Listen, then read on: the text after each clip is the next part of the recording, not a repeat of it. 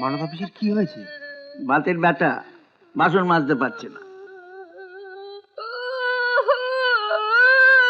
আমার হাড়গোড়গুলো একবারে ভেঙে চুরমার গেল রে। সরো মানব অফিসে, বাসন কটা আমি মেজে দিচ্ছি। তুমি বাসন মেজে দেবে?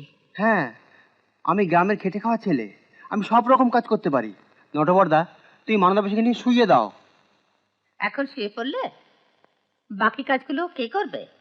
তুমি না হয় বাসন মেজে দিলে, আর ঘর ঝাড় দেওয়া, ঘর পোছা এসব কেন? আমি করে দেবো।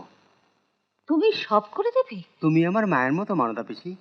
আমার মায়ের পিঠে ব্যথা হলে আমি কি তাকে কাজ করতে দিতাম বলো? তুই কেয়ারটেকার বাবু হয়ে বাসন মাজবি কি? আমাকে বাবু বলো না নটবরদা। দুমুঠো খাবারের জন্য আমি গ্রাম ছেড়ে শহরে চলে এসেছি। আমি তোমাদেরই লোক।